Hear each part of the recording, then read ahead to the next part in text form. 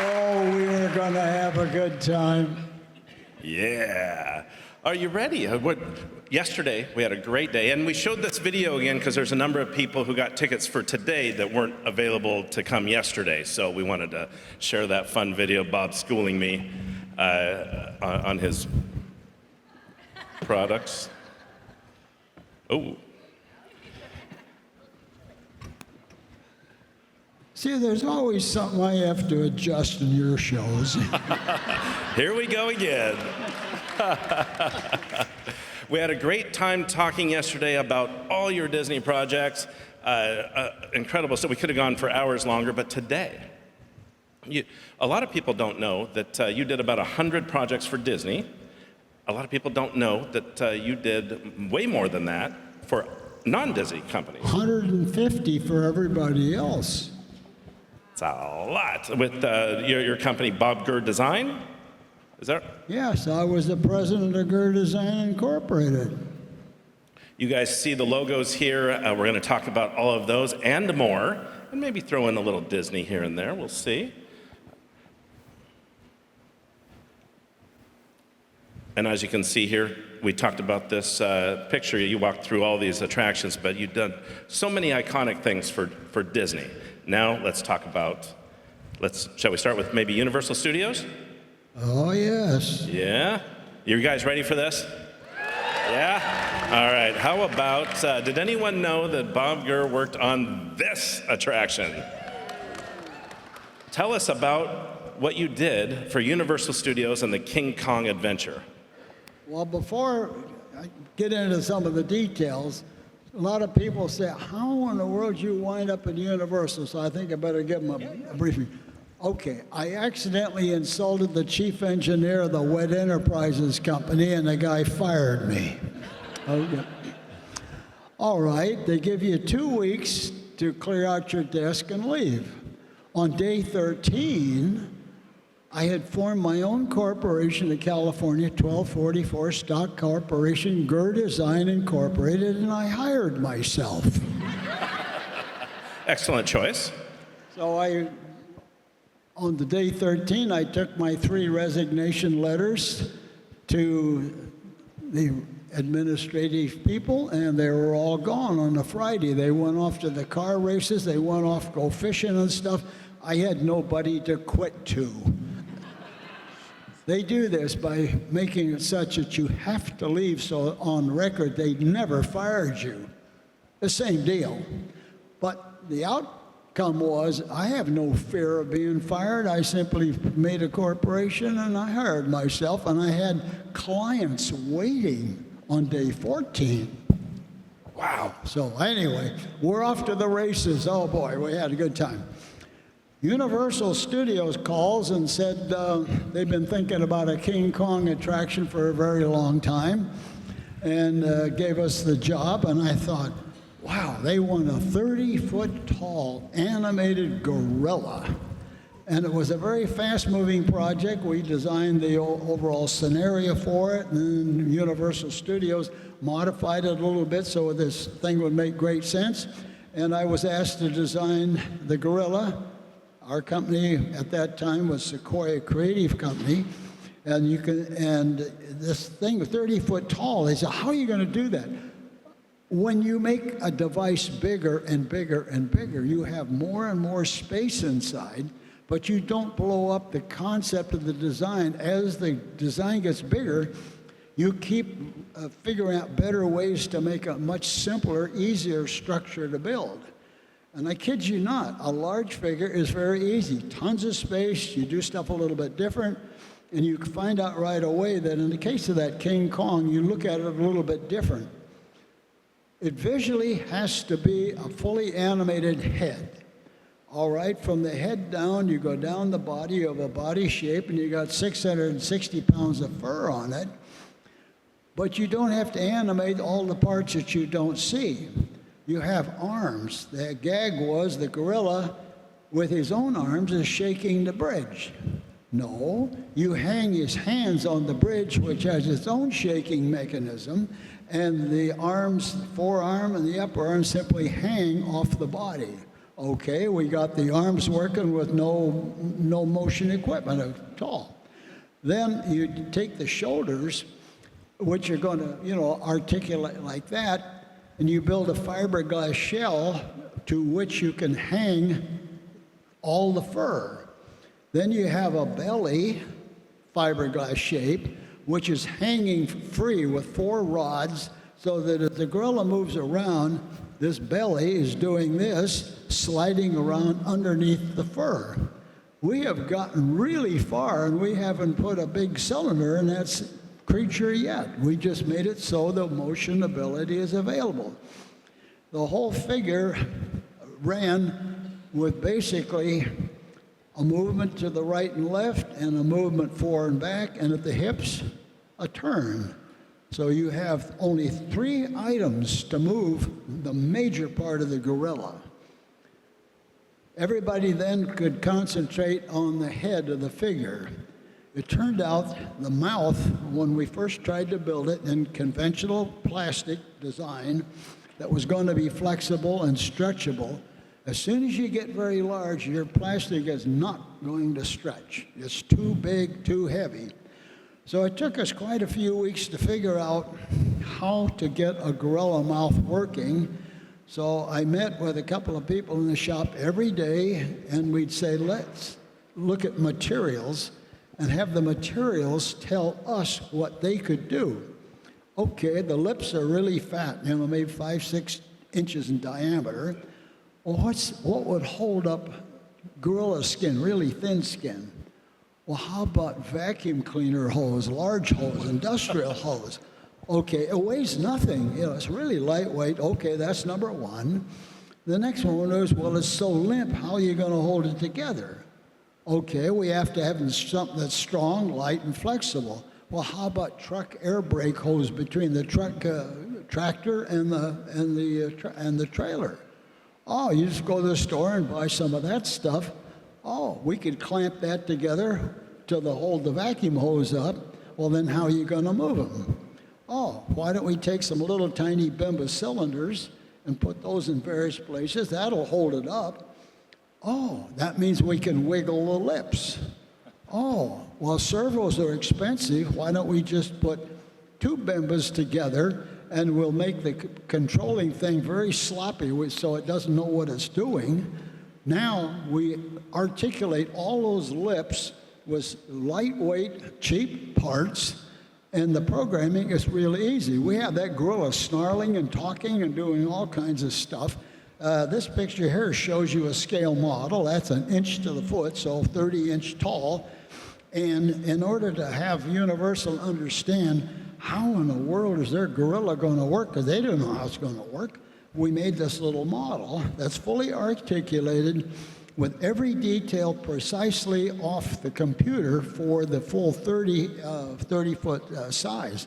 So that's not a model, that's a concept. That's a model of the exact machinery that's going in there. You'll notice there's not much machinery, and there's a lot of space in there. And it's all covered by fur and on the arms, and all of a sudden you got something that scares the daylights out of everybody. So this is 1 inch to a foot. Inch right? to inch to the foot. And this is the actual size. Now there's the size of the head. So you can see when I'm talking about how you're going to design gorilla lips that actually look like really gorilla lips. Another curious thing we found as we experimented with materials, we knew the regular plastic, which is about 3/4 of an inch thick to hold itself together, we backed up and said, how about the really thin gorilla lips? And then there'd be a supporting skin that is foam. Well, the foam has to crush. Oh, one lady brought in an electric turkey knife and said, well, we ventilated. We just stabbed the daylights out of it and cut it. Now we have squishy foam that'll hold the whole darn thing up. Well, underneath the thin skin, we need something else. So we put another little layer of really super soft foam. And then when we got it all done, there was a gorilla expert talking to us, and they said, I see you have 3 layers of skin. Did you know gorillas have 3 layers of skin? Oh, great big surprise.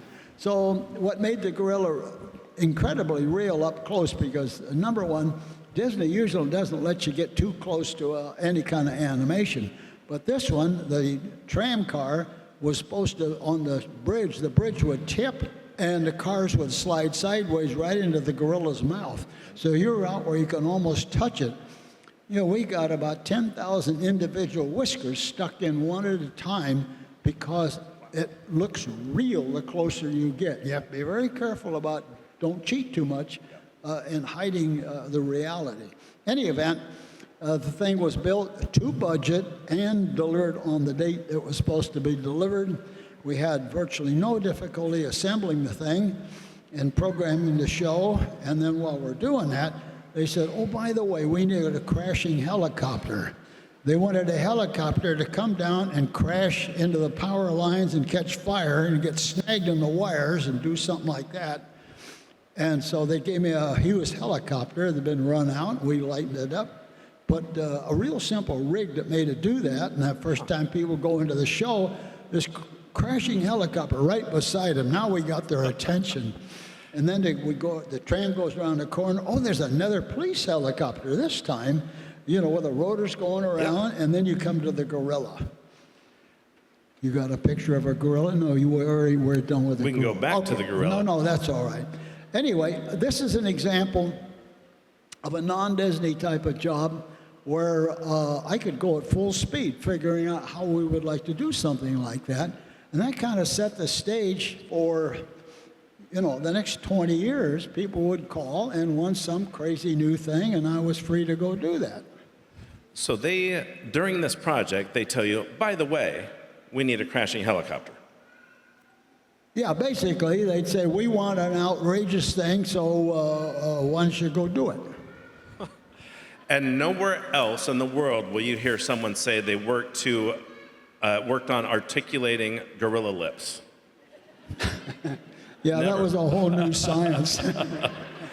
So there's been a couple different iterations of the King Kong attraction at Universal Studios. One was just video screens, I believe. This was the original King Kong attraction, right? This is the original full 30-foot, full animated physical gorilla.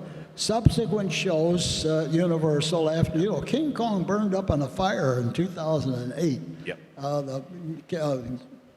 New York Street caught on fire and we lost the gorilla. But it was okay. Everybody says, Bob, aren't you so sad that your gorilla burned up? And I says, no.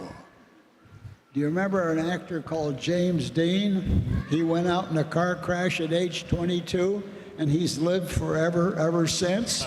I am so glad my gorilla went out in New York in a blaze of glory. Yeah. You know, that beats having it disassembled and sent to a junkyard. I'll take a fire anytime. Yes, yes. Real quick before I show this next slide, I just wanted to make a reminder that photographs are very welcome, but no flash photography and no video or audio recording, please. So let's see some video of Okay, your go work. ahead.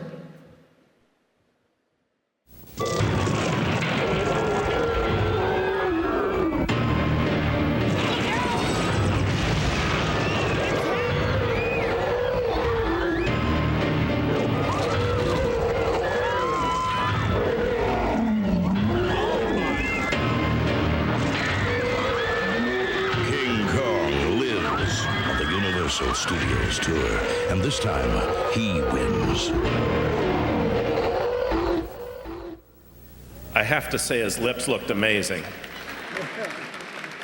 It looked like you did really get close to him. Very, very close, yes. The funny thing was we were working on it all the time, testing it, and then one day, without warning, they changed the route of the tram and said, okay, well, whenever you see the door open to the building, the driver's told, oh, just drive in. So it was a surprise thing to everybody. So the tram went around, I ran around the back door to watch when the tram came out, and this was the funniest looking thing. It was like the old people were going, and the little kids, their eyes were covered and they were screaming, and all the people in the middle were clapping their hands crazy. And I thought, wow, we did it. Universal had the right idea to do a great big frightening machine like that, and that was fun to do. That's so fantastic. Am I correct in saying he had banana breath as well? Oh yeah, that was another big gag. You can buy banana breath oil and just put it in, load it up in the little spritzer every day, and every time that gorilla would open it like that, and the fan would blow it out, and people would go, God, bananas. So they knew it was alive. How about, you did something else for Universal Studios as well. Oh, yeah. Anybody remember the Conan Swords and Sorcery show? Anybody see that? See, look, nobody responds. That was a 1982 show. Yeah. Went for a few years. Yeah. Do the math. You got to be pretty old to remember that one. See? Okay. So I'm the only one. I'm the only one old enough to remember it. I remember it. I saw it. It was a very spectacular show. Universal, up to the time of the King Kong show, they were doing, more moderate type of shows. And they had this idea there was going to be a 24-foot fire-breathing dragon come up out of a pit. And this was a stunt show. You had a lot of big, hefty people with swords. So it was a live action. It was a live-action sword fight. That was a very spectacular. It broke new ground with a lot of things. We had nitrogen gas things that would hide things so you could do quick changes. We had a thing where they wanted the dragon to shoot a ball of fire. And so this is a super easy animation because I had one steel post that had an animated head on the top. And then the skin, again, this one had very heavy skin, but it's basically just a tapered tube with all the little, bands and everything in it. And we figured out a way that you could use like a hula hoop type of thing, bond that to the skin every 2 feet, and have 3 little cables holding it and attach it to the telephone pole. Then, when we animate it with 2 hydraulic cylinders for the entire body. No arms, of course. But when you'd wiggle this thing around, the skin didn't quite follow what the telephone pole was doing, so you had this automatic wiggle, and we had no animation whatever in that skin. And it was, again, an example of recognizing what the mass and the weight and the dimensions of something would do. All you got to do is wiggle it just right, and you got a believable serpent. And then a company came along and said that does fire effects. So you see the fangs. There are the fangs. When the fangs would come down, I had a pair of Auburn spark plugs that would constantly spark. So as soon as he opens his mouth, the fangs drop out. And then when you turn the the gas on, it ignites as it's coming out through the mouth there. So there's no heat on the lips, so it's not going to burn it at all. But we had to avoid burning the live actors because you have safety mats on the stage, and the rehearsals of all the people with their big swords swinging around. It could have been dangerous.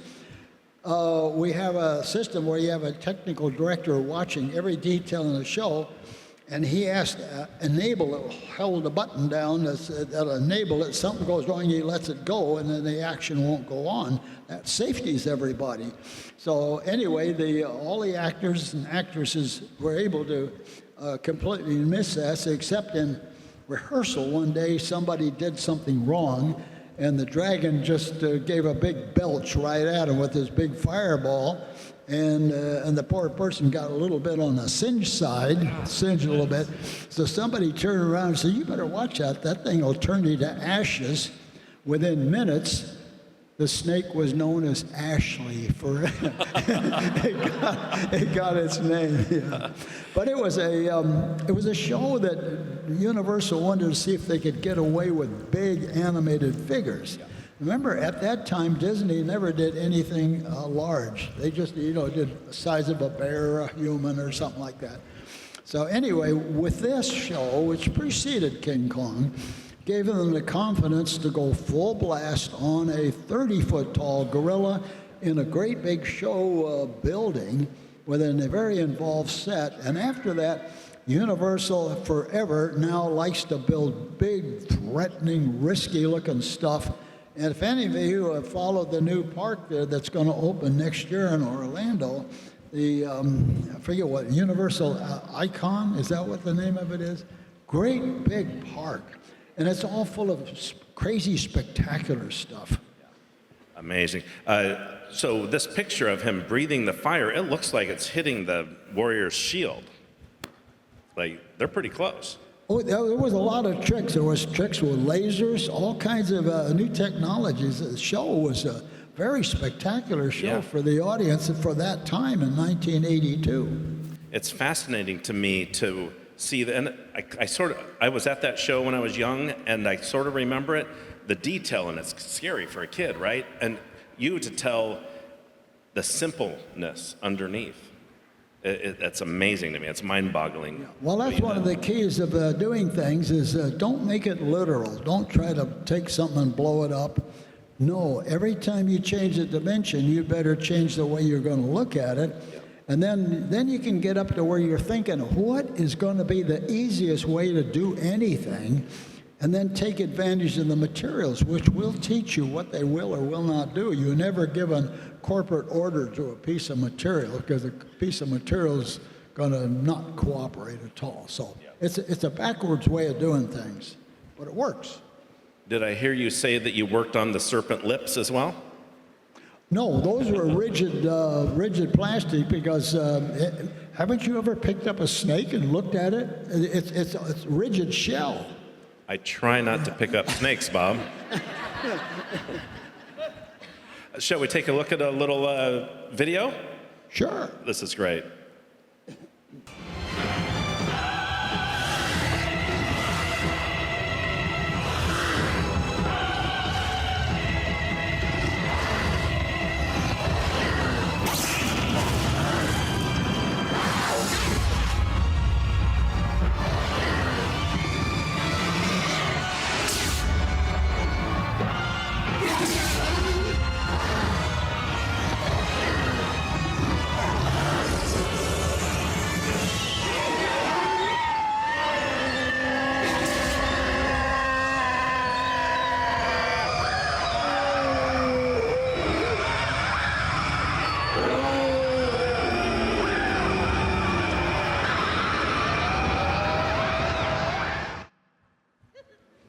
Amazing. Yeah, we had a little device in the skin because the snake, the shell has a little seam in it, and we had a little pocket in there where the guy with a sword would hit it, and he got really good at aim for a certain spot because this thing's about 3 inches wide with a little metal container, and he could stab this thing all the way in and pull that sword out, and of course the dragon goes, ah! I didn't like that. It was opening night was so emotional. I didn't really appreciate the whole show because I'm just working on the details. And I sat in the back row and I actually cried when they killed it. That was my snake. But the next show, he came back to life. Yeah, go ahead. You know, I watched this video a number of times as I was putting this together. And you mentioned a little while ago that his fangs come down. I didn't notice that. And when the video started, there was no fangs, and then they popped down, but it's to ignite the gas. Amazing. Well done. Right? Yeah.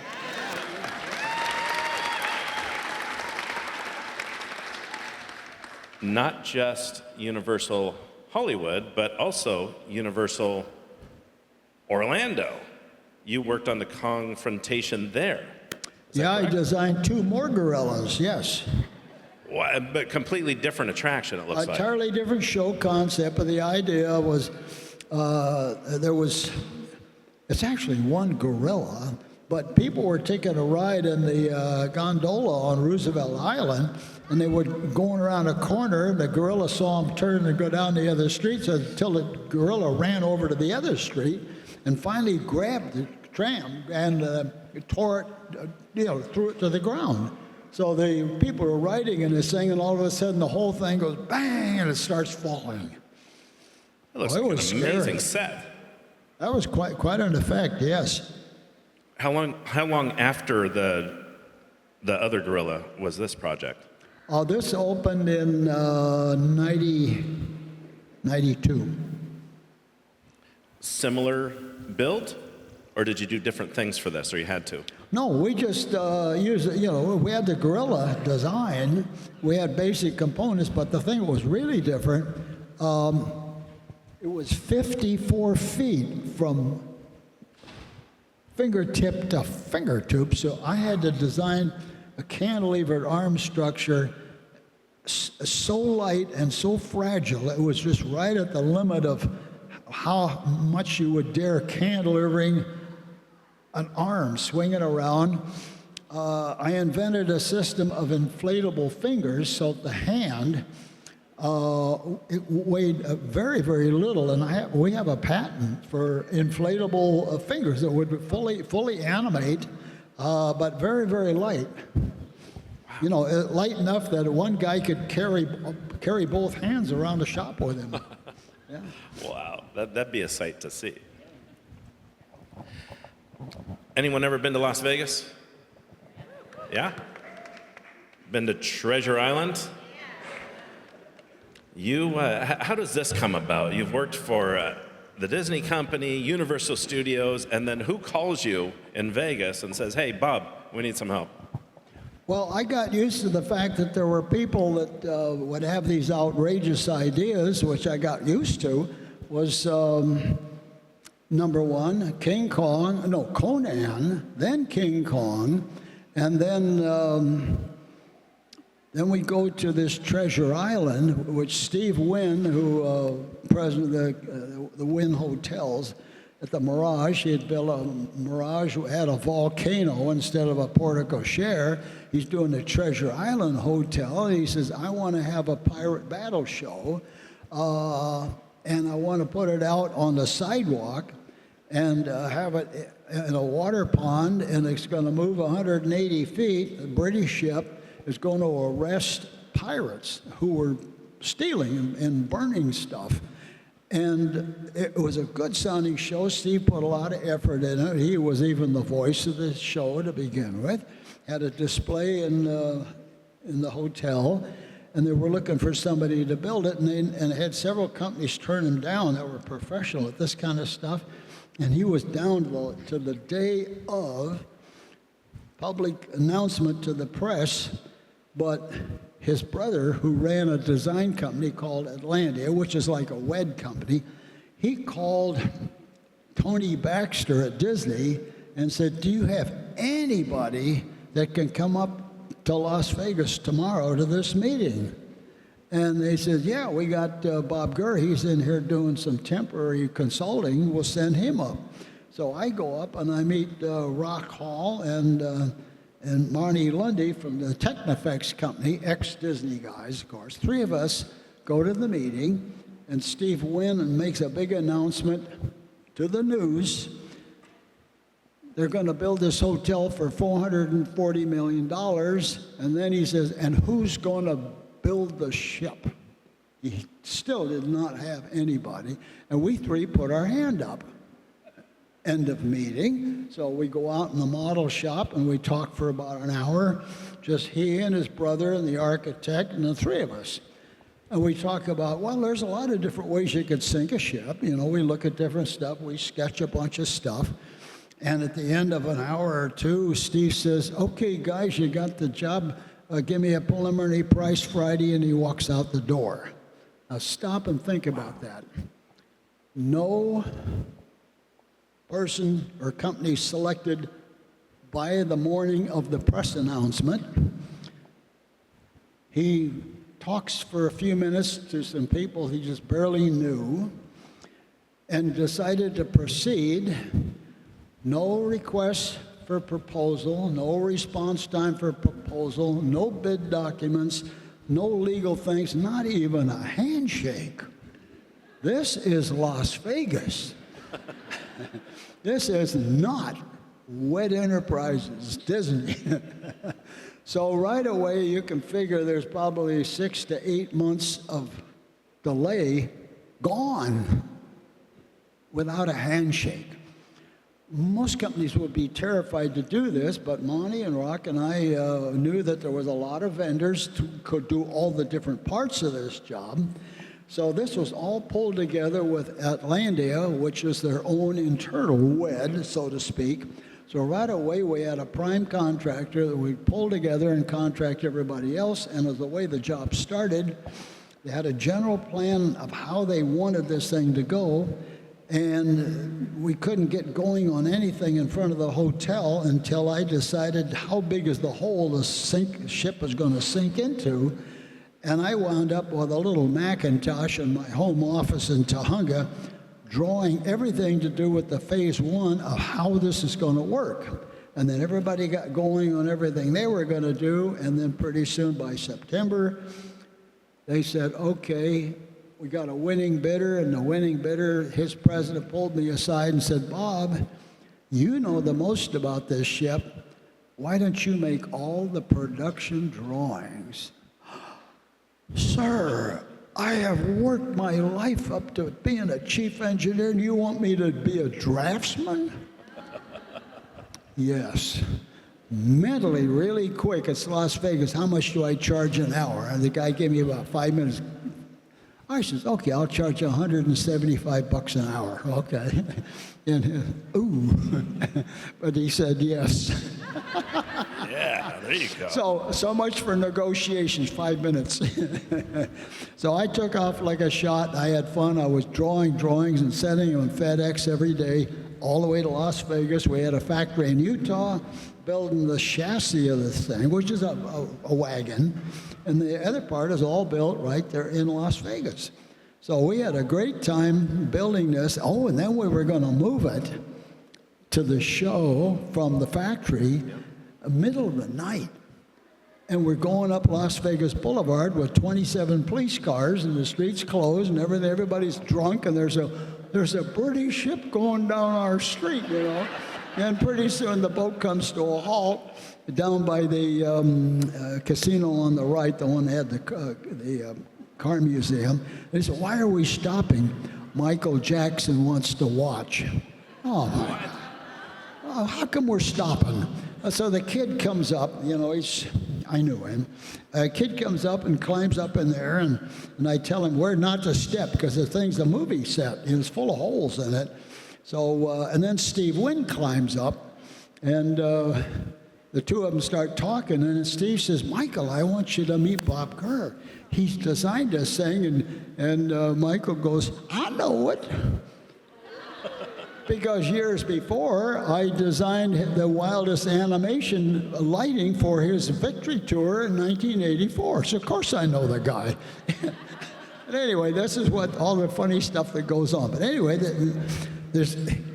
you're going to show them a picture how the boat sinks? Yeah. So, Bob. Sinking a boat was so simple. You dig a hole, and then you have a very heavy ship that looks like a ship, but it's actually a wagon. It goes on a curved course. We have a cable drive and pulls all the electrical cables with it. Then when it comes to the show position, we have a trick way we disconnect the whole thing and then push the ship down in the water. You always do that. Like what happens if the ship sunk and it didn't come back up? You make the ship lighter than the water. If we had a little 8-inch hydraulic cylinder, one little cylinder, did that whole job. Push it down, if something went wrong, it goes, pooh, it comes right back up. But the funny thing was, the show was the ship show, but nobody went away because it's on the sidewalk. So people wait, and they say, how did they do that? And of course, the captain went down with the ship, and the hat floats, you know.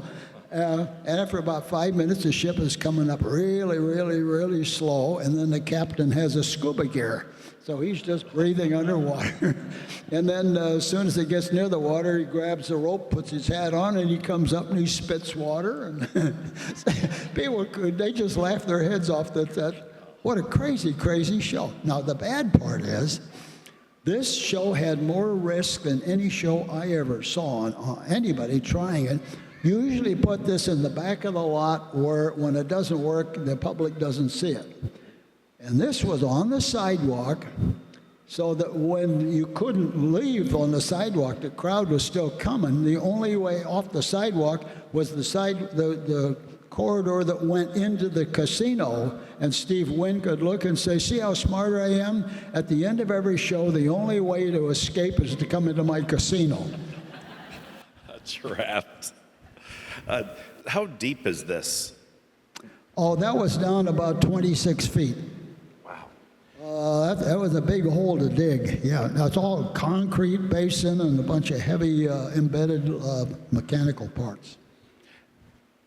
Did I hear you correctly that you're on the Las Vegas Strip, you are on a pirate ship with Steve Wynn and Michael Jackson? Yeah. Legend. Wow. It's incredible. Now, this was a slightly bit more excitement, faster than working for Disney. Yes. Shall we watch a little video of the pirate ship? Oh, well, yeah. Yeah, got one? let's do that. Okay, let's go.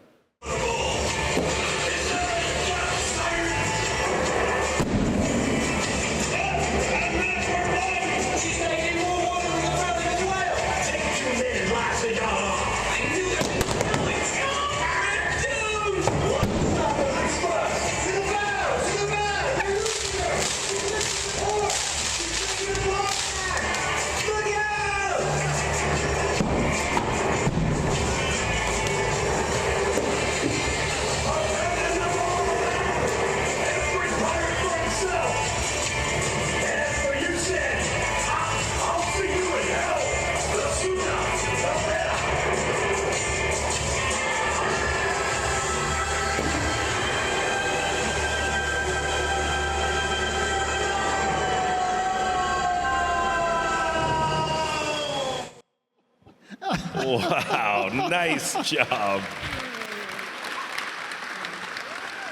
And this thing was shown about 3 nights a week, I think, for 14 years. It was the darndest thing. But you see that all that's left, people would look, they had never seen a thing like a British man of war. The pirates sunk the ship. Yeah. The British Navy went down, and it reset, and then we do it again. And every hour, I think it went. Hour and a half. Hour and a half. The safety regulations, we had a lot of fire, a lot of propane stuff. The city regulations allowed only a few minimum pounds of propane to be on the set.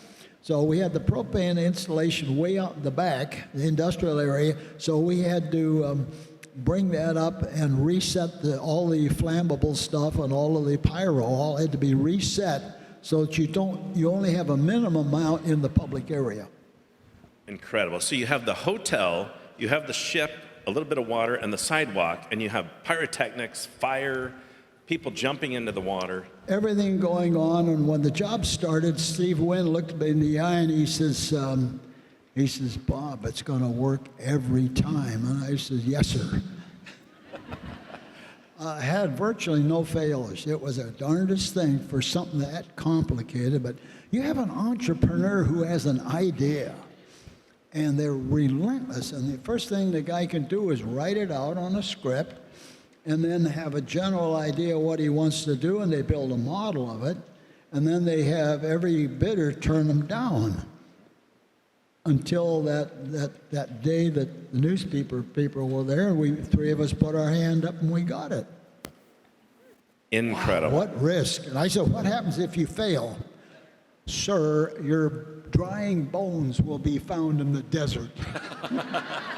That's true. That's what they tell you. I'm glad you were successful. You're here today.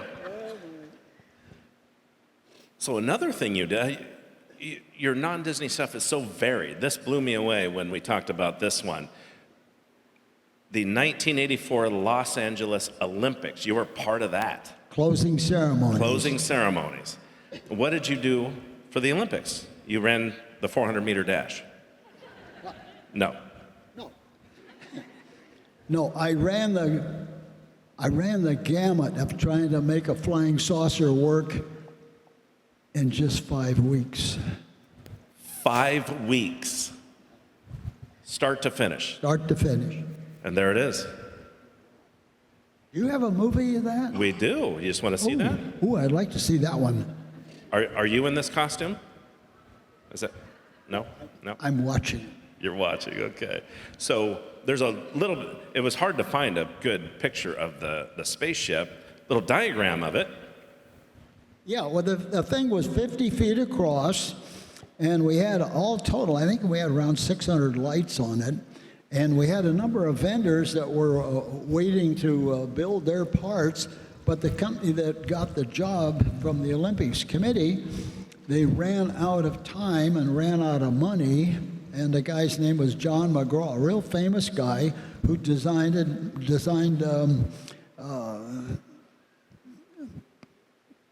all kinds of stages and everything, and he did the big Michael Jackson one. And we're always talking while I was on the stage of rehearsals for Michael Jackson, and he kept saying, if you were to build a flying saucer, how would you do this and how would you do that? The guy was picking my brain, and then the company I was working with at that time, just as it went bankrupt, he gives me the job of this. Well, we're bankrupt. What are we going to do? Oh, I have Gurr Design Incorporated working for Sequoia Creative. Well, we'll take the job. So all the vendors had not been paid for all their effort because we got a gas turbine generator. We got a guy by Newt Schoenberg. He's doing all the electronic stuff.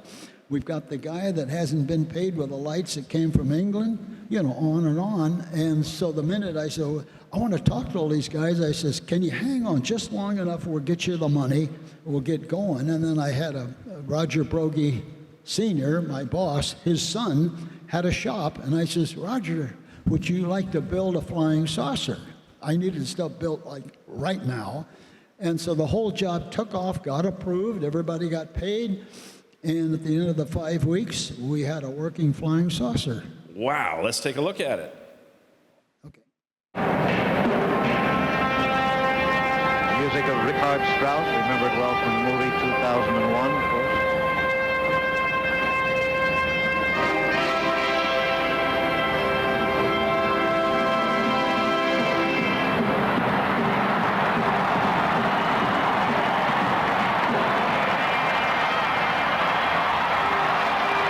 Something's going to happen here now.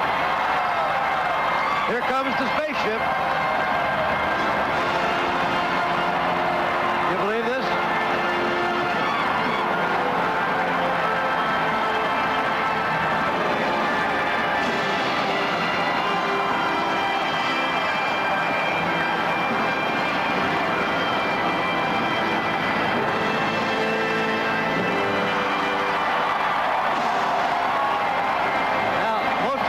Just beginning to see it now. Oh, it's several hundred feet high still.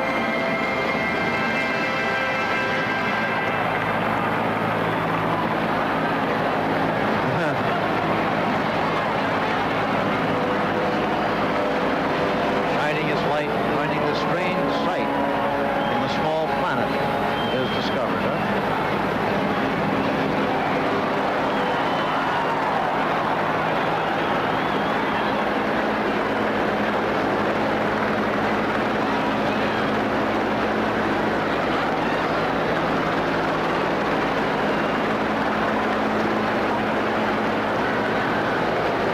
Eerie, isn't it? It was designed by a man named Bob Gurr. Earth signals back from the center of the field. Earth signals back.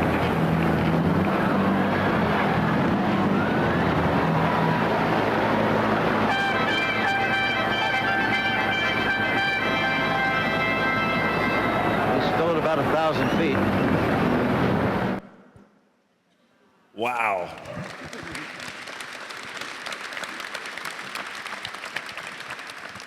Did it land? Or communicated with the stadium? This was the most confusing show because you can go on the internet today and look at old reruns, And there are people in the comments still arguing. Some people still think, woo-woo, those were Martians. And other people say, it couldn't have been done. This is fake. You know, today, everything is fake. And then there's once in a while there's a comment, somebody says, I know how they did that. It was done by Bob Gurr. And was that you? So it's very controversial. But backing up just a little bit, I told you how we got the job. It was just one guy couldn't do it, another place went bankrupt, so we jumped in and we did it. We formed our own temporary, why don't you show the next picture? That gives you the idea of the size of just the middle of it, something that's 50 feet around. It's completely portable. We can put it together and take it apart in about 3 hours. And that's our team. That was the Flying Saucer team there. But backing up just a little bit, we just finished a 9-week job for Michael Jackson in earlier part of '84, and this John McGraw guy, who I love the way he designed stages, I wound up taking his job for the Flying Saucer. So we're used to high speed, decide at the last second. So we got the job for the Flying Saucer, so I came up with a design really quick. You had that earlier picture that kind of with the black and white drawing of the thing. It was quite simple. If you remember airplane guys out there, remember the Hindenburg Zeppelin. The way it was designed was a series of rings with cables going down to a hub, like a bicycle wheel. And I thought, what is the quickest, lightest thing I can make? Oh, turn a bicycle wheel sideways and configure a rim, but it has to be in pieces so you can stick it together, and loose cables which you can hook up and tighten to a central structure that carries all the equipment. See in the center. Back up one more. There, that's the thing. See, it had a little center structure with a big ring on the bottom with a bunch of flashing lights. And then they had the gas turbine generator and Newt Schoenberg's controls and all those little wires holding the whole darn thing together. And I went to a cable company and I bought three cables, and I bought a 100-foot cable that we hooked it up to a helicopter. And the way the thing worked was, well, number one, it had to be portable. We had to test it out in Marina del Rey at a secret airport from the Hughes Company. And then we took it down to downtown LA and we hid it behind a tall fence to test it during the week before the show. So it had to be designed to take it apart, put it together several times, and then take it away the next morning.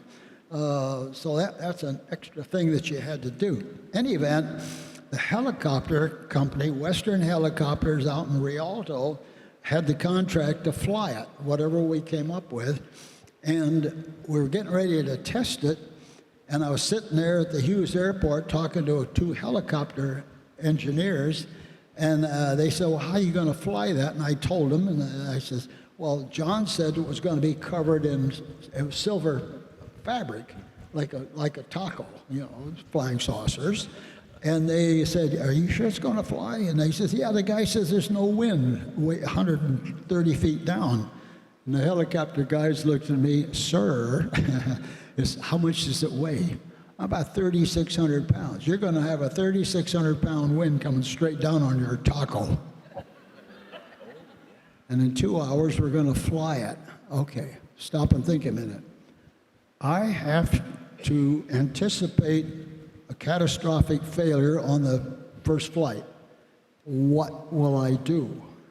But I knew how the rim was made. It snapped together and was held tight by the cables. Okay. So we fly it, and it collapses in the air. Only after David Walper was out there with about 50 people in suits come out to watch it. When you test something, you go to the desert and do it at dawn, so the burning hole, nobody knows it. They never saw it crash. This was a public disaster, the highest order, and when it came down, Walper's technical guy, he and I jumped underneath the thing as we laid it down on the ground. We looked underneath and we saw nothing's broken. It just simply popped. So we ran back out, talked to Walper, and we said, there's nothing wrong with it. we'll put it back together, but we'll take the fabric off. That was the problem. So anyway, Walper shows me this $50,000 progress check made out to Bob Gurr, and he says, you can't have it, but you come back tomorrow and you fly it successfully in front of me, and I'll give you the check. I mean, you talk about tight business. Oh, God. Next day, successful flight, no issues, no problems. Got the check. Just like that, got the check and proceeded. Incredible stuff. Each project is just absolutely amazing. How you do it scratch to finish is incredible, right? Well, brilliant. okay, let's say at this point in history, everything Walt asked me to do had never been done. Every one of those things had never been done before, and we never repeated anything. Now, by the time we get here, now we got the fire-breathing dragon, we got Michael Jackson, we got the ship, King Kong. We're all quite used to, the people that help me, we're all quite used to that kind of stuff. So this was the exciting thing. Everything we ever did, never did again. And I never got good at anything. I have no line of work. I wouldn't have want to missed any one of these things. What else you got here? What else? Well, I just noticed that we're at 1 hour, so we probably have to wrap it up. Or should we keep going? Yeah? Okay. We'll keep going. Okay. Is that all right with you? Yeah, only if you Let's got go back to Vegas. What do you got? You did a little something at the Rio.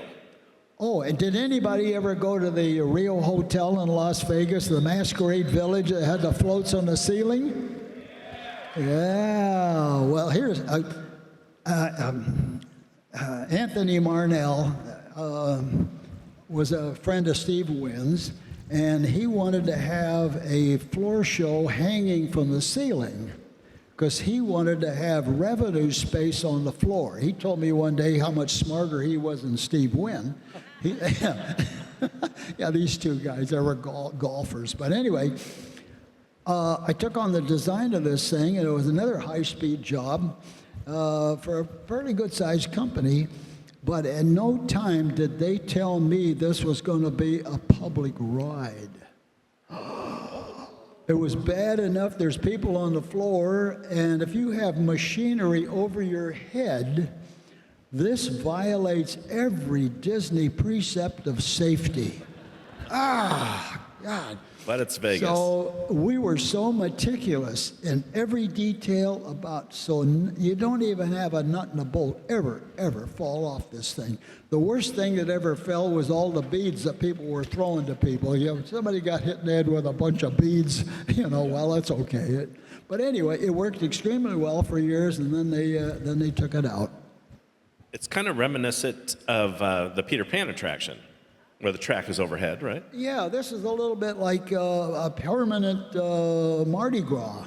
Yeah. So like a Mardi Gras, because they dressed me up one day. They give you a costume, and they say, what costume you want? I picked it out, and I went for a ride in that darn thing. And they give me a bucket of beads, and there's people on the balconies, and I'm out there tossing beads. Oh my God! So to me, this was one ride that was the craziest I ever did. Yeah, but everybody else did it. They paid $26, and you go for a ride. You've had some fun. Yeah. And then you mentioned this person before. Yeah. Okay. Tell us about the Victory Tour. Oh well, Michael Jackson was a kind of a Disney freak. He would go to Disneyland all the time. He was always trying to do backstage stuff, best he could. The company treats him very, very nicely. And he was a really good friend of Steve Wynn's, too. And anyway, we got a call one day that Michael wanted to bring the brothers out and bring a little video crew with him. They wanted to know how is animation done for mechanical stuff. And we were doing some work for some lighting work for Queen, the band Queen, and then he came out there, and then the brothers, they're kids. They're very quiet, very, very polite. He's only 26. I'm 52 or something. I really did not know who he was. I just knew he was the one that was wearing a hat because it got burnt in a Pepsi-Cola commercial the week before. That's all I knew, yeah. 2 hours, we walked and I showed him everything, and he was very quiet, and the brothers were very nice. And then we go in the conference room at the end, and he suddenly says, can you do lighting for my up-and-coming show? I didn't know anything about a show or anything, and I stupidly said, which turned out to be the clue how you communicate. I said, well, Michael, why don't you get up in front of the room and dance a few bars, and I'll see if I can figure out what you want. And his manager and a couple of people with him had this, you don't talk to Jackson like that. The funny thing, Jackson immediately engaged in the conversation, which immediately engaged the guy in control of all the staging design, and he quickly says, Bob, we got to talk. So I walked Michael out the hallway because I told the girls, stay in your offices. We're not going to do autographs. We're not going to interrupt this guy. So they drove off, and then I started to work figuring, well, what does he want? I tried to figure several things. Came up with a little gag, and I had to build a little model, an animated model of this thing. And then a few days later, he said, well, bring it down to the studio on Olympic Boulevard. So we go down there, and we had this thing mounted on a little board, and I set it on the sofa, and he says, Bobby, let's sit down on the floor and think about it. So he was looking at the possibilities, how things might work. But he'd already had this model in his hand, and he told me he was riding around his friend's Rolls Royce one night in Encino, and he was visualizing what this thing would do. Now, here's a clue about doing business relations. You engage somebody in a conversation that immediately clicks. There's certain way things just happen. The next thing was give them something that they can visualize their idea, because the reason they're calling somebody is they don't know how to go further than the idea in their head, and they can't draw, and they're not good at typing something. So that little quick sarcastic comment, dance a few, let's see what you want, got a conversation started. And of course, 2 days later, he says, you're going to go down to the Forum, and there's a German band there that's really, really loud. I forget the name of them, but they light matches and stand on the chairs and all that stuff. So that was my first time I'd been to a big, serious rock and roll, expensive thing I knew nothing about. But as Jackson's manager walked me in there, and he introduced me to everybody. Remember, this is 2 days after the first meeting. The guy says, oh, you're the guy what got the secret Jackson job. The rumors go so fast in this town, it was crazy. Anyway, the job worked out beautiful. Tested it, rehearsed it at Zoetrope Studios in Hollywood. Then we all went to Alabama, spent a week doing final rehearsals, tuning it up. And we sent our two guys out with this thing for 27 shows for the whole summer. And we had very, very little trouble with it, but it was two great big spiders chasing him on the stage, and went down and killed him on the stage. And he's in a star drop, which you can't see, and the nitrogen gas would blow up and the stage would drop, and he'd disappear in an instant with this light chasing him all down the hole. And about 20 seconds later, he was in a change of costume way up in the back corner of the theater and resumed his show. He came back already. Oh, the guy was magic, what he could figure out. Oh, man, that was a good job. Sounds like that's amazing.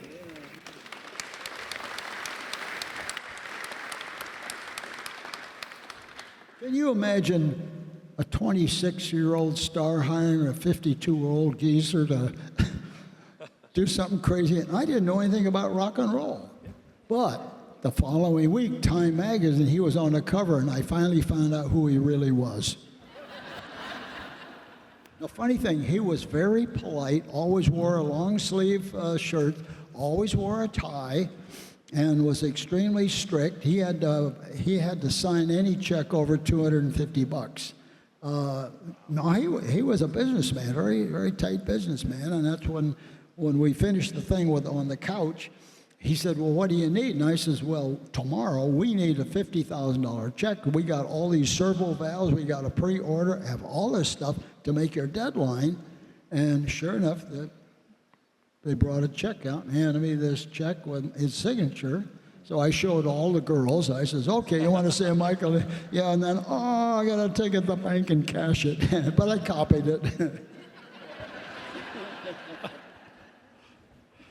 I love that. Thank you for sharing that story. That's fantastic. So Michael Jackson's one of the biggest pop stars in the world at the time. Gorillas, serpents, and Jurassic Park dinosaurs. Oh, yeah, why not? Okay, let's see. I'm down at Universal when it opened in Florida, and I'm out in a construction shack, and the lady says, oh, Bob, you just missed a call. Steven called. Steven who? Steven Spielberg. Here his number, call him back. I called the guy back, and he says, I got to talk to you about a Tyrannosaurus. I bought a book. It's not published yet. He says, how soon are you coming back to Hollywood? Give me a call and come over. So I went over and talked to him, and he handed me a book about that thick, and he says, those are that's galley proof for a book he bought from Michael Crichton. And he says, read it as fast as you can. He says, Stephen, it's like that. He says, it's printed one page only. It'll go real fast. So I could see what they wanted. They wanted an animated Tyrannosaurus Rex. And I wonder how we going to do it. He says, well, I watched you build the gorilla, and the gorilla works. He says, so I want to see what we should do here. So I worked with him about 5 months in the pre-production group with everybody planning it to figure out how is the best way to make a gorilla that would be like a movie actor, only for a movie. You know, so it's a one-shot deal. It doesn't have to last like King Kong. So it was a easy job to do, and then we said, okay, we'll proceed, and then I'm in a meeting at Amblin Entertainment with Steve, and sitting, Kathleen Kennedy sitting here, and Steven sitting there, and in comes the guy from, I think of his name, from ILM, and he says, Steven, we think we can do CGI. George Lucas? No, the guy that works with George Lucas, yeah. Okay. I'll think of his name, and just quite a scientific guy. And I watched that moment. Stephen was stopped. This guy's telling him the possibility of CGI, and we're having lunch, and all of a sudden Stephen says, keep going. I'll make another movie. I'll call you in a year. Whoa. So anyway, we continued with the pre-production and then waited to see what happened. We went out to Stan Winston's studio in Van Nuys, who only does one movie at a time, and we showed him everything we wanted to do. And he was heartbroken because he was doing a Terminator movie with Schwarzenegger, and he says, I'm so sorry, I only do one movie at a time, I'm going to miss it.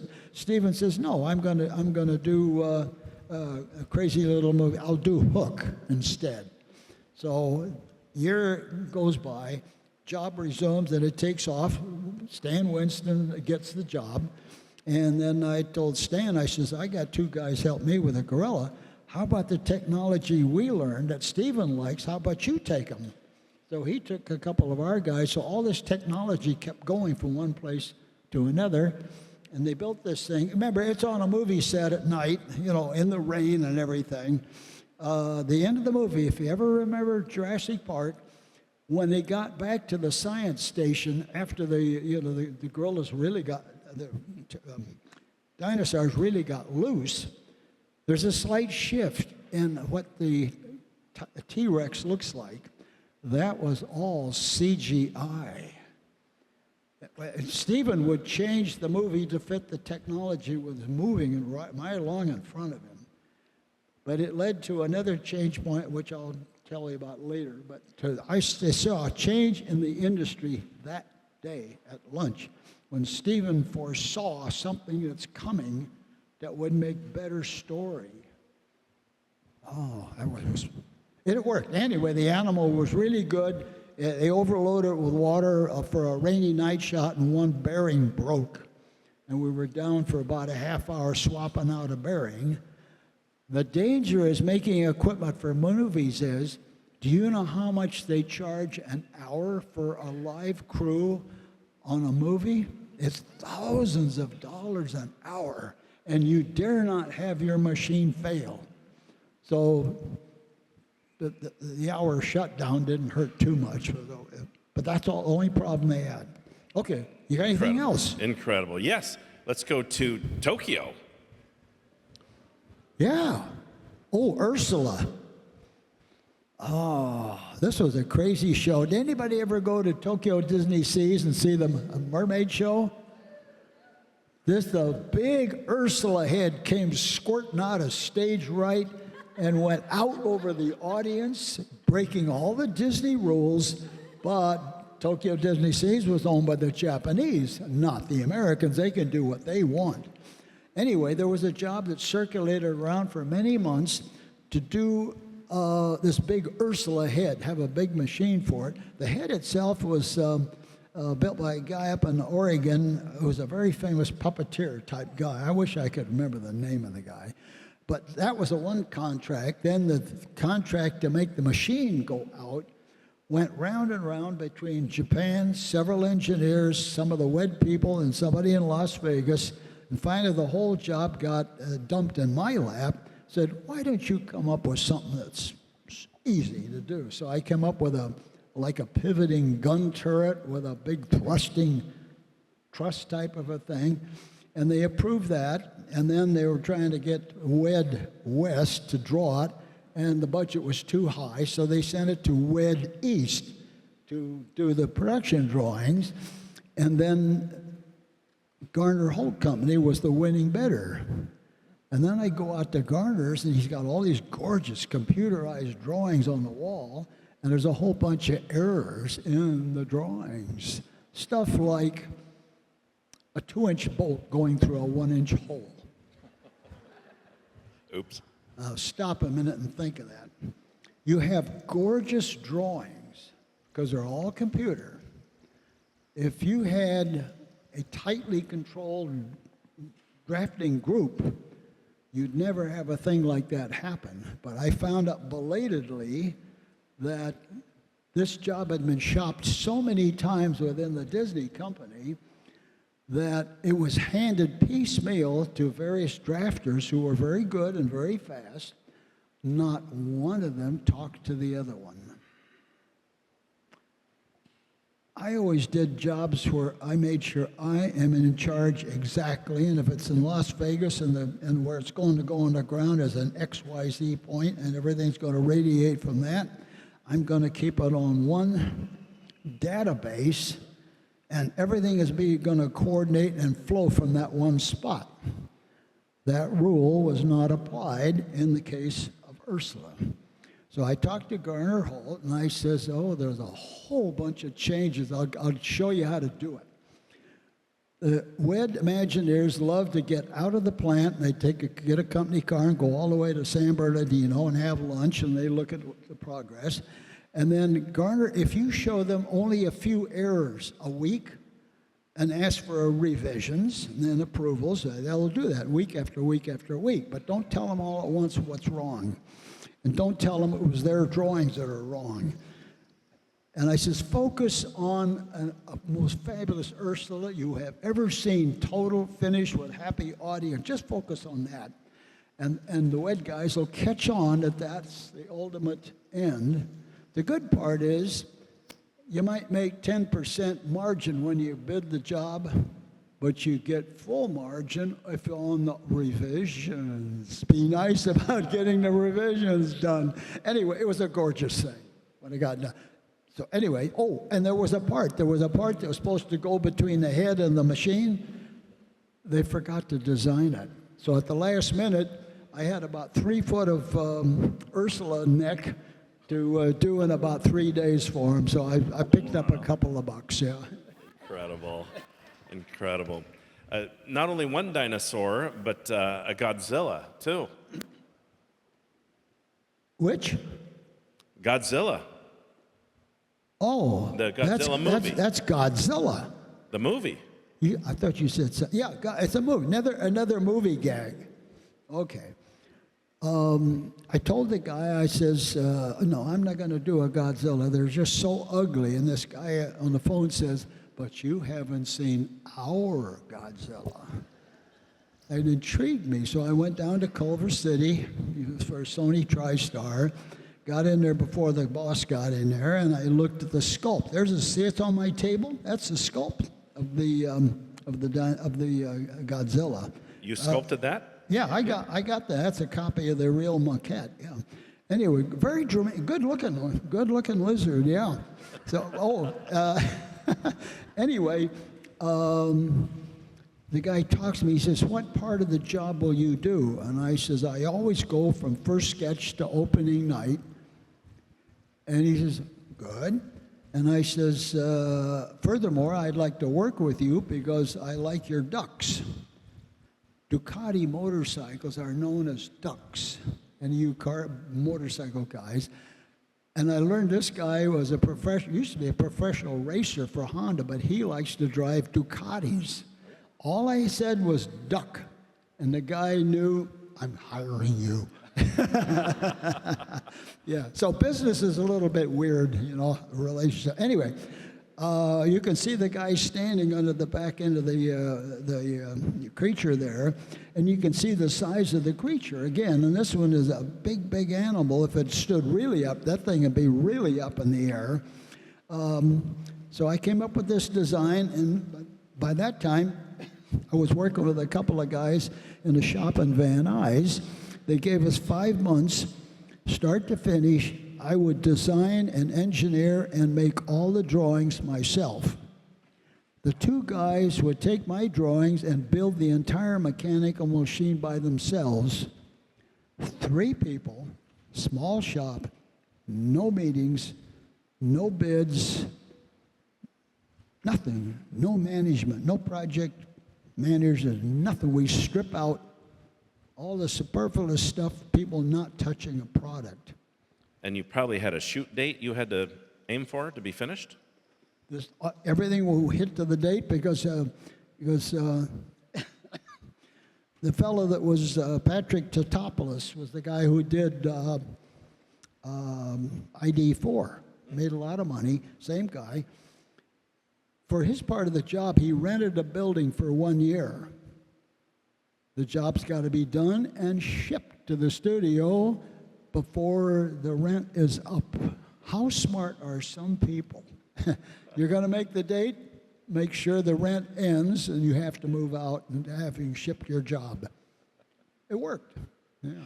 That's a stupid movie, but the thing worked beautiful. I went home with the money. Back to Disney really quick. The studio's tram tour in Florida. What'd you do there? How many of you remember Catastrophe Canyon? Oh, yeah. Yep. Did you think that was a Disney job? There's no answer. It was not a Disney job. We got a call one day out at the company out in Sun Valley, and they asked for us to bid on manufacturing an animated crashing bridge and an animated falling oil tank car from a train. And the more we looked at it, before I said I'll bid on that thing, I says, would you guys mind if I asked you to change the story a bit? Now, you don't go to the WED company as a supplier and ask them to change their story. And they said, well, why? I says, you got a railroad train and an oil tank car and a crashing bridge. Do you know if you want to attract a crowd, you get a gasoline oil tanker and a road and push it off a hill, not a bridge? You'll save so much money. You won't have to engineer the bridge. You won't have to build it. And you can use an oil tank truck, and I can get a gasoline tanker with the cab, and it's run out and it's illegal, and I can get it for $3,500. Well, WED immediately says, oh, please proceed. So anyway, what you saw down there in that show is asked them to change their concept, and boy, it had a ton of stuff that was moving in it. So they said, okay, they're going to do the rock work and the waterfall, and we'll design and build all the rest of the show. And as we got it almost done and get ready to ship it, they said, would you guys like to come down and install it on our property? We will save a lot of money. We won't use our people.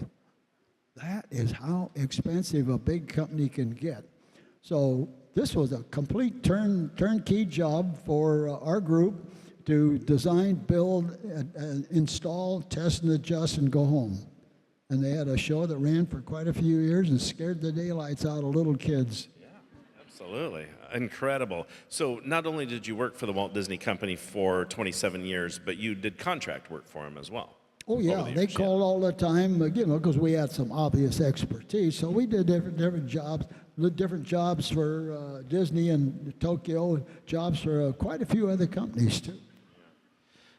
A couple things I've heard you talk about throughout this conversation is a couple of these, like the Ursula project and this one, there's a lot of steps and red tape and people to talk to and get approvals and going to the Garner Holt Productions and all these, the bolts were the wrong size, but it seems like the projects that you did independently moved very quickly with Steve Wynn and Michael Jackson and all those.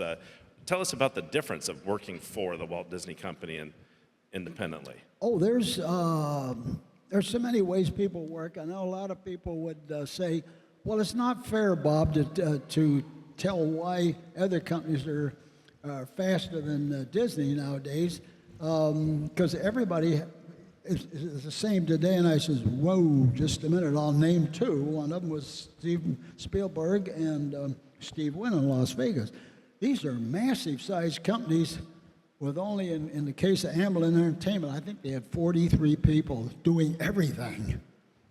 Number one. Steve Wynn, he's got this empire of gambling. He talks directly to the people who do the work. He had a finance guy, budget guy by the name of Bobby Baldwin, and Bobby Baldwin's instructions all were on any financial deal, capital improvement, or whatever we're going to do. Bobby, you're going to put it all on one sheet of paper. And Bobby did that every single time. I was so impressed with a chief executive of a company having sense enough to realize how skinny can I run a company and run it tight and fast. And that left me so impressed with business acumen that people develop. And these are not small companies, these are big companies. The fact that large companies always grow and expand, they sort of are out of control without realizing they're out of control. The big one is meetings. I swear, Steve Wynn would have a meeting that was quite short and to the point, and their idea of a meeting was when everybody leaves the meeting, everyone knows what they're going to immediately do the minute they walk out that door, and we're not going to follow it up with a memo. At WED, I remember what it was like. You go to the meeting, and you haven't made final decisions. You return to your cubicle and wait for the inbox or the email to give you your instruction of what you are supposed to do next, and you don't proceed unless you're instructed. Oh, my God. I'm not knocking things. I'm just saying that is the way businesses grow and evolve. And it gets very difficult to remember, why are you even in business? What do you really do? And what is the sensible way you can do it and keep a team very tight? Now, I'll tell you one thing. If you look at the count of people at 1401, and you go to Universal Design and look at how tiny it is, and then you go see this new massive theme park that's going to open next year, it's done in two entirely different ways of doing stuff. Some companies can move so fast. Look at SpaceX. SpaceX can say, oh, we're going to build rockets and we're going to the moon, go to space, and we'll bring our rockets back and land them on their tail. NASA would never think of a thing like that. So we have these SpaceX rockets, cute-looking style thing. They look like spacey stuff. You know, they would fire up, go up and deliver the groceries to the space station, turn around, come back down. NASA launches one 5 years late, millions over budget. They go up and it's like, "Ooh, we have a helium problem. We'll stay here overnight." The overnight now is quite a few months. That don't make sense. I'm not critical. I just observe everything. The way different companies are run, and like you said, as they get Right, bigger yeah. or leaner, or that's different ways to look at it. You're early on, you got in the Walt Disney Company. Walt hired you for the Autopia originally, and then you did many, many things that we all love and adore: monorail, Matterhorn, submarines, Main Street vehicles, on and on and on. As we come to a close here, what's a fun memory from all of those projects? So anything stand out? I don't think I could pick any single thing out because, number one, as I mentioned earlier, they're all different. Yes. Some are really big and some are really small. Everything was different. The fact that you'd be in a spot where, because you didn't have any engineering formal training, you had a more flexible mind, and then people would hand you crazy stuff. It was a perfect fit, because that way you're free to think of something. Oh, how do we solve a thing like this? It'd be really cool if we could do it. And then pretty soon you find a cool way to do a cool thing, and then it just feeds on itself. Each one gives you more knowledge, which you roll into the next one and the next one and the next one. So at the end of this thing, there was 150 jobs, big ones, small ones, and as you can see, some of them were wildly crazy, exciting, that the guests would just had a great time with it. I don't know what job I would have ever gotten had I actually been trained for one. Yeah, it's just like I sit up here and I'm looking at old movies of some of this stuff, and I said, "Oh my God, what a risk! Who would ever bozo would take one of those things?" And I was the bozo. Yeah. 1959, Matterhorn, submarine, monorail. You worked on all those. They open, and now they're up and running. That dream, Walt's dream, and your projects have become a reality. Was there ever a moment where you walked up there, looked at them all, and just went, "Wow, I did this"? Or what were you thinking when you saw the finished product? No, I never had a big feeling of the opening night or something, because there'd been pretty exhausting high-speed days get to that thing, and most of it was a feeling like, God, it actually opened. Okay, I got other stuff I got to do now. So you'd sometimes come back because something needed a little bit more improvement. So I'd revisit it, where I would see the little stuff at the bottom that's not so good. So then I was kind of consumed. Ooh, I got to fix stuff, redesign a little bit of stuff, get a little stuff working. So in my mind, I never saw it really complete on the opening night, because I saw it eventually become complete, but it was far enough along in history that it was not a big emotional thing. But there were things like the fire-breathing dragon. I mean, that was a quick job, and it was quick, and they killed the darn thing right before my very eyes. That was a big job. This kind of stuff. And the flying saucer, because it's a one-shot. It's rehearsed for taking 5 weeks to build, test, adjust, install, and get it going, and the whole thing's going in 15 minutes, never to be seen again. That leaves you.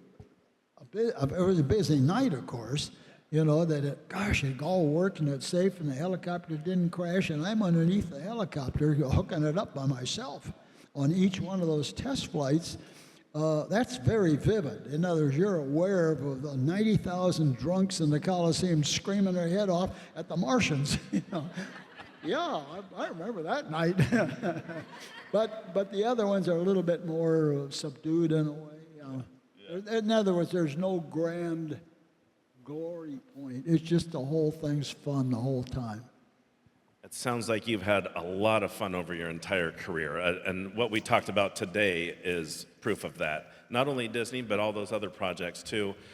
I think everyone here is here because we all love everything you've done, and I think they would love to show a little appreciation right now for Disney legend Bob Gurr.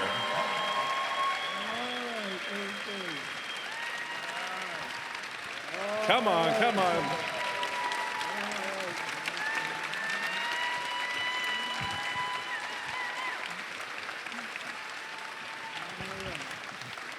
right. Thank you so much. All right. Okay.